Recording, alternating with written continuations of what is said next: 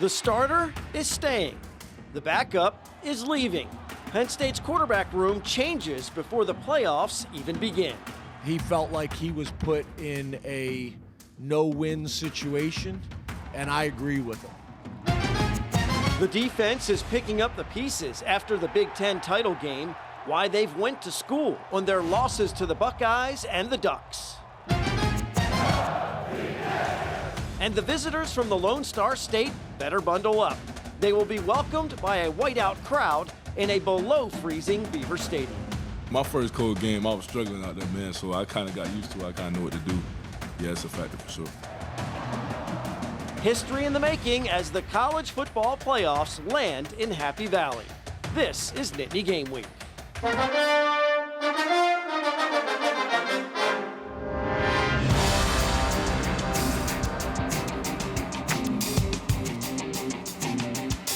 Hello, everyone, and welcome to Nittany Game Week. I'm Todd Sadowski alongside former Nittany Lions coaches Jay Paterno and Tom Bradley. The college football playoffs, a 12-team tournament-style format. It arrives with 4 first-round games this weekend. And what great places to play. But above them all, my favorite place is certainly Beaver Stadium. Going to be a lot of fun to see that.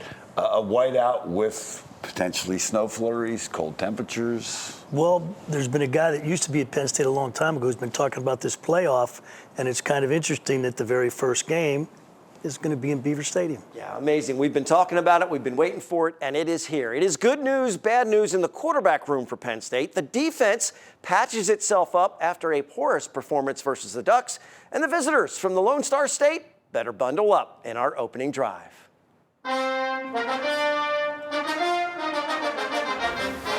Now, we can't say we didn't see something like this coming as a key player enters the transfer portal before the playoffs even begins. Great news for the Nittany Lions is that starting quarterback Drew Aller is coming back for his senior year. Sad news is that backup Bo Pribula enters the transfer portal and is not available against SMU. Well, it's unfortunate that it happens at a timing, but this is a system that we have created in terms of NIL and agents and all this stuff. So, you know, you'd love to see him be a part of this, but he's also got to do what's right for himself. And you know what? I wish him all the best because he's handled himself with a lot of class. He sure has. And, you know, the other thing that comes up in this is it's just like he got hurt. You know, you just have, that's what you have to figure, and we've got to deal with it. Teams have dealt with loss before, and this might be the way to handle that. And, you know, the thing about it is, you know, Penn State's not here without his performance in the second half of the Wisconsin game. So, you know, give credit where credit's due. No doubt about it. Bo's announcement comes out the day before Drew's. And here's Aller on his decision to return, and Coach Franklin on a very difficult call from Pribula to transfer before the playoff run. Me and my family had extensive talks about it and everything, weighed everything.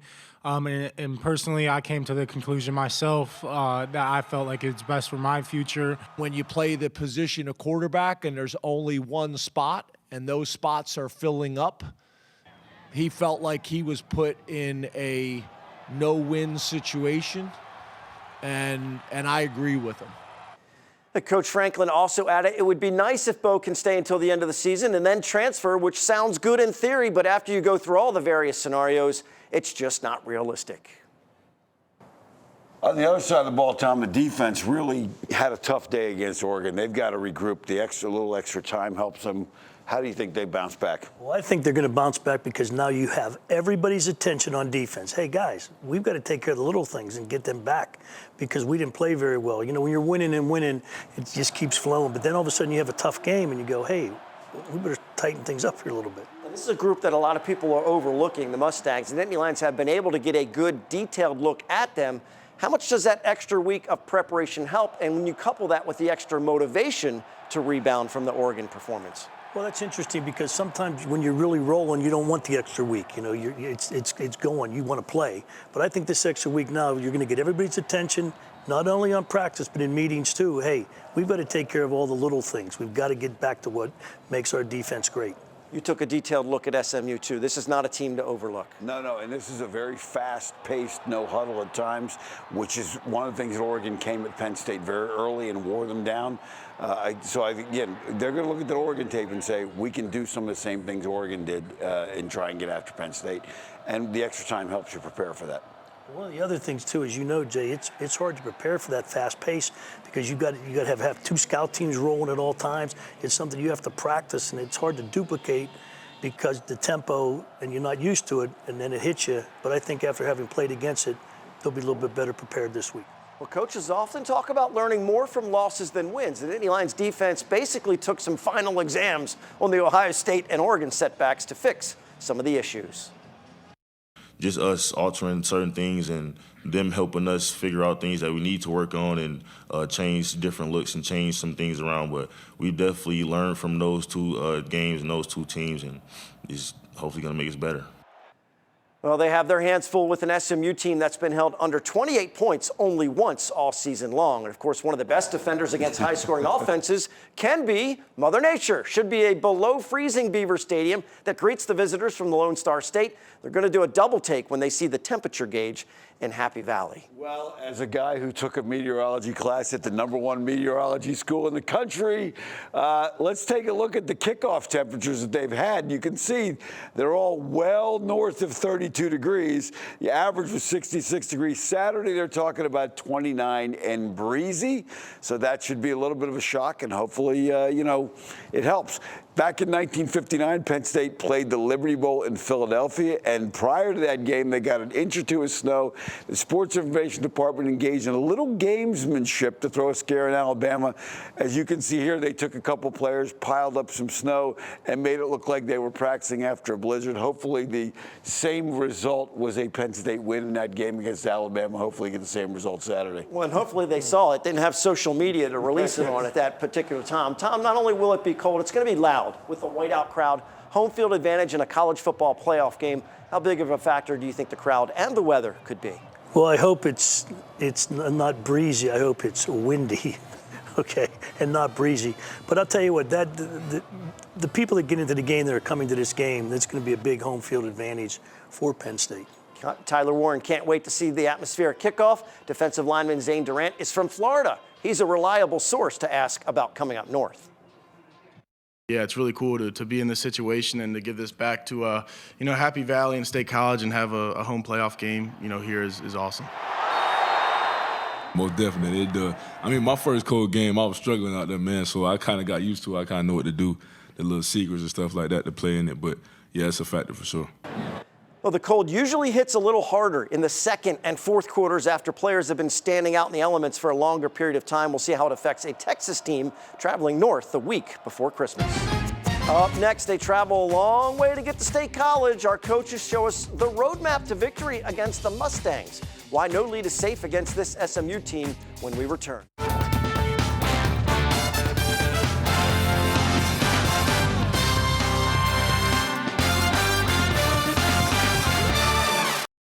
Roadmap to Victory is sponsored by the R&R family of companies. Welcome back to Nittany Game Week. Strange yet exciting days for college football with a home game in the first round of the college football playoffs. Coach Bradley, Coach Paterno, there is no tomorrow, no bowl game waiting for the loser of this matchup. Give us the roadmap to victory over the Mustangs of SMU. Well, don't believe the national media when they tell you Penn State got the easy pass. SMU is for real on both sides of the ball. Let's take a look at it. They score a lot of points. They move the ball. They do well on third downs, and they are balanced. Talk about some of the things inside the numbers. 12 fumbles lost. This is a speed, no-huddle offense, which gives people problems. So bring the crowd noise. A lot of penalties, too, so you'll see some yellow out tomorrow on Saturday. Players to watch, the quarterback has transformed this offense for them since he became the starter and is 9-1 as a starter. Let's talk about the X and O's and what we're going to see on Saturday.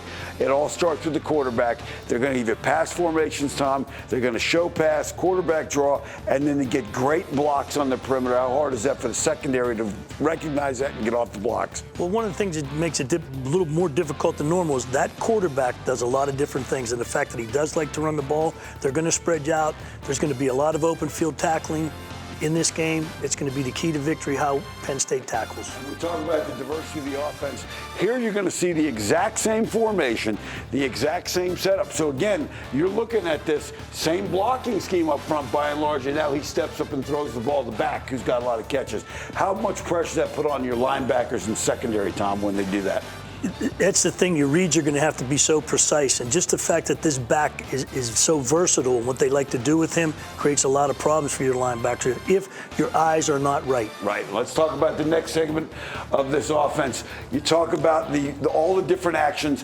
They've got a lot of different receivers. They've got speed. They're going to throw the ball out off a run action. They make physical blocks, and then he gets it out in the open field. I think one of the things you pointed out in this graphic was the fact that these wide receivers do block. Okay, they're not just receivers. They get after it pretty good themselves. Yeah, and you can see right there when he gets even with those guys from Virginia in this play, he takes off and it turns an easy throw into a big play. Let's talk about the matchup situation that they give you. Because you have the quarterback run threat and you have 5 legitimate guys, in 30 of the last 34 games, they've thrown to 7 or more receivers. They spread the field to make you show your blitz and matchups back there. That creates problems for you, Tom. And then now here you got a tight end in the slot. So is this 11 personnel, 10 personnel? Yep. Because this guy is the guy that makes everything a little bit different for them. Now let's talk about the run game, because we've talked about all the pass stuff. Their running back is really, really good, 1,200-yard guy for the year. They spread out to get the matchups. You've got to play the quarterback run threat, and now you get your running back one-on-one with the safety. The key this week's going to be how Penn State tackles in the open field with their secondary defenders. No question. Get off blocks and get to the ball and make tackles. Now let's turn to the other side of the ball. Defense, by the numbers, really good defensively. They're good up front. Do not be fooled. They're 4th in the country against the run. Let's talk about some of the inside the numbers. Passing efficiency, really good. 15 interceptions and 40 sacks. They like to disrupt, and they do it with some of these guys that we'll talk about here in a minute. 81 inside, watch him. Harrison Hunt is going to be a handful for Penn State potentially, and they're active in the secondary. Now, let's talk about their base defense. They're a 4-2 defense, which gives them a lot of ways to change things up. No one to block the safety in the run game, Tom, and all these DBs help you do what in the secondary? Disguise coverage, and also the nickelback plays a lot of half a linebacker too. They bring him into the box. So no question. And again, what they want to do is try and get pressure. Here they get to Clemson. Let's talk also about how active they are as it comes to these guys against the run. They're going to, because they're 4th against the run in the country, they're going to commit guys to the run. That's going to allow people to run play action passes, which Penn State likes. And here they hit an inside breaking route against SMU.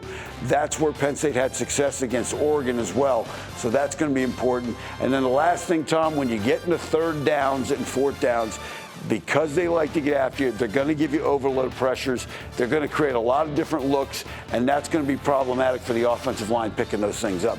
They're going to have to pick them up to give time to get the ball out of there.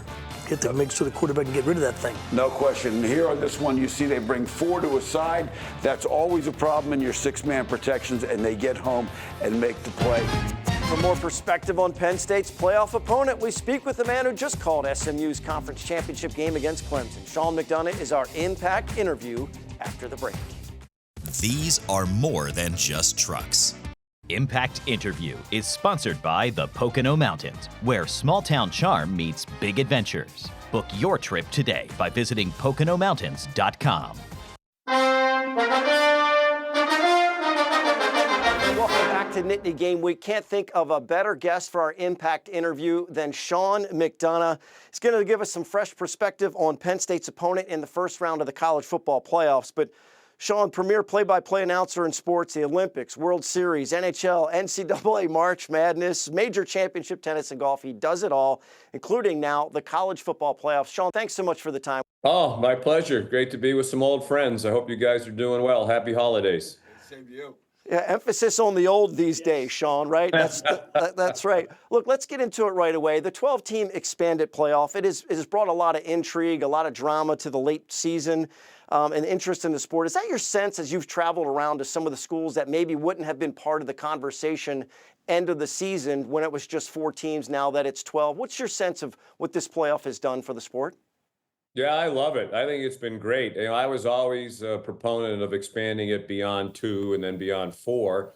the argument was always, well, you're going to diminish the regular season. You know, the Ohio State-Michigan game won't mean anything if they both know they're going to get in. You know, that was an example cited in recent years. You know, we found out that the converse is true. You know, it's made so many of these games at the end of the year that much more meaningful because there are so many teams playing to get into their conference championship games and maybe earn the automatic bid. Or there are other teams that are just trying to make sure they're, you know, in the top 10 or 11 to try to get one of the at-large bids. So I think it's great. I love the format. I love the 4 games on campus sites. And, you know, maybe it's just the luck of this first one, the way it turned out. But to have them be at the 4 sites that these 4 games are going to be played at is amazing. Yeah, I think it probably needs some tweaking. Sean, this is Jay. Pittsburgh Pirate fans may want to forget that you were on the call when Sid Bream slid home in Game 7 of the NLCS. Your job puts you in position to make some calls in games that people remember for a long, long time. What is the key for you in making those calls that captures the moment but doesn't overshadow it? Yeah, it's a great question. And, you know, it's, I guess to the introduction, I have been around a long time. I guess we're all old. If you guys are owning being old, I should own it too, since that was in 1992. But it was one of the great games, I think, in baseball history. I'm sorry for the Pirate fans that it ended up the way it did. Thank you. You know, to answer your question, Jay, I really don't even think about it. I've been asked that question a lot, you know, especially when I speak at communication schools. You know, what's your philosophy to calling a big play? And I don't even think about it. I don't think you have time to think about it. I've said many times, if you have to think about it, you know, the moment's gone. You know, if Sid Bream's coming to the plate and here comes the throw and you're thinking, oh my goodness, this is a big play. This is going to decide which team goes to the World Series and which team goes home. This is going to be one of the great plays in baseball history. I better yell really loud because that's what I should do in this moment. And I should make my voice crack. You know, you can't do all that. So, yeah, I think it's like playing or coaching or officiating, whatever. It has to be instinctive in the moment because that's all you have time for. So I don't even think about it. I think you just go with the moment. You know, it's kind of a physical reaction. It's an emotional reaction. We just had, you mentioned SMU. We had the Clemson-SMU ACC championship game. Clemson kicks the field goal in the last play of the game from 56 yards. You know, I didn't know I had that much lung power, you know, but you don't think about it. You just hope that you get it right. And then to your question, Jay, and then get out of the way, right? Call it, hopefully give it the appropriate call, the right excitement level, punctuate it, you know, put it in perspective if you need to, you know, the Clemson field goal. Clemson wins the ACC championship or whatever, and then stop talking because there's nothing you can say that's better than the pictures or the sound. Hey, Sean, Tom Bradley here. You called the SMU Clemson ACC title game. Given all the chatter nationally about Penn State having an easy playoff path, what things jumped out to you about SMU that should concern PSU? Yeah, a lot. I don't think it's easy at all. You know, and I think a lot of the narrative going into that game against Clemson about SMU is a little unfair, you know, especially if they lose, did they deserve to be one of the at-large teams? I think they're one of the best teams in the country. I think they're really good on both sides of the ball. They're usually really good on special teams too. They've had a couple of hiccups, but for the most part, they've been solid in that area. You know, they have a really dangerous 1-2 punch in the quarterback and in the running back, Rashard Smith, you know, who to me is a really dynamic playmaker. As you guys know, he's a first-year transfer into SMU from Miami. He was a wide receiver at Miami. He hadn't played running back since he was in the 5th grade or something like that. And it's amazing how well he's taken to it. You know, he just has some instinctive feel for the holes and where the runs are supposed to go. And you know, he's a dynamic playmaker. Yeah, I think we saw that. You know, even though they lost the game, they played probably the worst quarter of their season in the first quarter. It might have been a little jittery at the start of that game against Clemson. They had a strip sack. They had a punt return and a penalty at the end of the punt return that gave Clemson another short field. You know, they fell behind, and it looked like it might be a rout. And I think we saw how good they are the rest of that game. They really outplayed Clemson from about the end of the first quarter on. I think they're very dangerous, very talented, deserve to be in. Great insight from Sean. Really appreciate his perspective on the Mustangs and sports in general. We need to step aside from the TV show for a quick break. Make sure you go to NittanyGameWeek.com for the entire conversation with Sean McDonough, along with other web-exclusive content like our depth chart and Nittany Game Week podcast. Don't go anywhere. Still to come, our scrap medal winner is an inspirational figure in college football and beyond. What award he's given to reward all of his good work in the community. We're heading into the final minutes on Nittany Game Week. The Nittany Game Week Depth Chart is brought to you by Burke and Bradley Orthopedics. Located in Pittsburgh, Burke and Bradley Orthopedics is a comprehensive sports medicine practice, providing patients with the most current and innovative approaches in diagnosis and treatment. Scrap Metal is sponsored by the We Are Inn, voted #1 game day restaurant in Center County. Follow us on Facebook and visit thewearein.com or call for dinner or room reservations.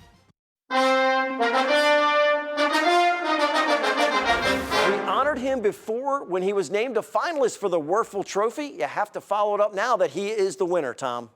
No doubt. Congratulations to senior center Nick Dawkins for winning the premier public service award in college football. The Werfel Trophy, it represents a player that goes above and beyond in his local community. Nick established the Dawkins Family Foundation in 2022 to encourage academic and athletic excellence in students. He leaves a lasting legacy at Penn State, and the school will always hold a special place in his life.